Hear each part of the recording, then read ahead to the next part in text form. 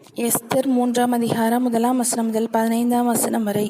இந்த நடபடிகளுக்கு பின்பு ராஜாவாகிய அகாஸ்வேரு அம்மெதாத்தாவின் குமாரனாகிய ஆமான் என்னும் ஆகாகியனை மேன்மைப்படுத்தி தன்னிடத்தில் இருக்கிற சகல பிரபுக்களுக்கும் மேலாக அவனுடைய ஆசனத்தை உயர்த்தி வைத்தான். ஆகையால் ராஜாவின் அரண்மனை வாசலில் இருக்கிற ராஜாவின் ஊழியக்காரர் எல்லாரும் ஆமானை வணங்கி நமஸ்கரித்து வந்தார்கள். அவனுக்கு இப்படி செய்ய வேண்டும் என்று ராஜா கட்டளை இட்டிருந்தான். ஆனாலும் மொர்தெகாய் அவனை வணங்கவும் இல்லை, நமஸ்கரிக்கவும் இல்லை. அப்பொழுது ராஜாவின் அரண்மனை வாசலில் இருக்கிற ராஜாவின் ஊழியக்காரர் மொர்தெகாயை பார்த்து, நீ ராஜாவின் கட்டளையை மீறுகிறது என்ன என்று கேட்டார்கள். இப்படி அவர்கள் நாளுக்கு நாள் அவனுடனே சொல்லியும் அவன் தங்களுக்கு செவி கொடாத போது தான் யூதன் என்று அவர்களுக்கு அறிவித்திருந்தபடியால் மொர்தெகாயின் சொற்கள் நிலை நிற்குமோ என்று பார்க்கிறதற்கு அதை ஆமானுக்கு அறிவித்தார்கள். ஆமான் மொர்தெகாய் தன்னை வணங்கி நமஸ்கரியாதை கண்டபோது மூர்க்கம் நிறைந்தவனானான். ஆனாலும் மொர்தெகாயின் மேல் மாத்திரம் கை போடுவது அவனுக்கு அற்ப காரியமாக கண்டது. மொர்தெகாயின் ஜனங்கள் இன்னாரென்று ஆமானுக்கு அறிவிக்கப்பட்டிருந்தபடியால் அகாஸ்வேருவின் ராஜ்யமெங்கும் இருக்கிற மொர்தெகாயின் ஜனமாகிய யூதரையெல்லாம் சங்கரிக்க அவன் வகை தேடினான். ராஜாவாகிய அகாஸ்வேருவின் 12ஆம் வருஷம் நிசான் மாதமாகிய 1ஆம் மாதத்திலே ஆமானுக்கு முன்பாக பூர் எண்ணப்பட்ட சீட்டு ஒவ்வொரு நாளையும் ஒவ்வொரு மாதத்தையும் குறித்து போடப்பட்டு ஆதார் மாதமான 12ஆம் மாதத்தின் மேல் விழுந்தது.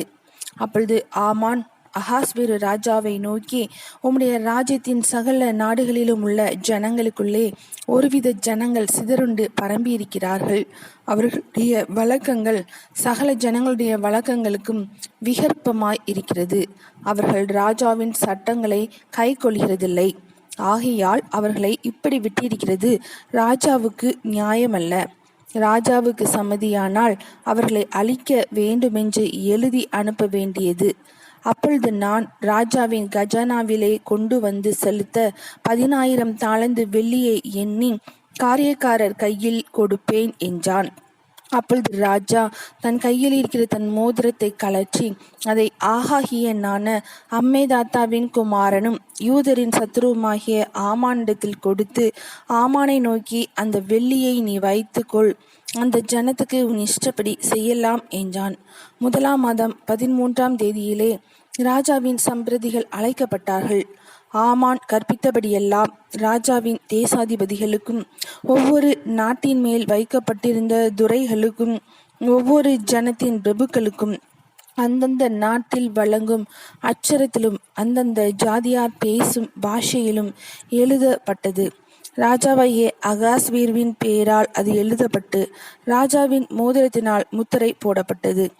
ஆதார் மாதமான 12ஆம் மாதம் 13ஆம் தேதியாகிய ஒரே நாளிலே சிறியோர் பெரியோர் குழந்தைகள் ஸ்திரீகள் ஆகிய சகல யூதரையும் அழித்து கொன்று நிர்மூலமாக்கவும் அவர்களை கொள்ளையிடவும் அஞ்சற்காரர் கையிலே ராஜாவின் நாடுகளுக்கெல்லாம் கட்டளைகள் அனுப்பப்பட்டது.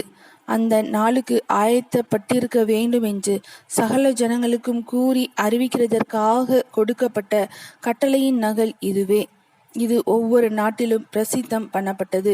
அந்த அஞ்சற்காரர் ராஜாவின் உத்தரவினால் தீவிரமாய் புறப்பட்டு போனார்கள். அந்த கட்டளை சூசான் அரண்மனையில் பிறந்தது. ராஜாவும் ஆமானும் குடிக்கும்படி உட்கார்ந்தார்கள். சூசான் நகரம் கலங்கிற்று.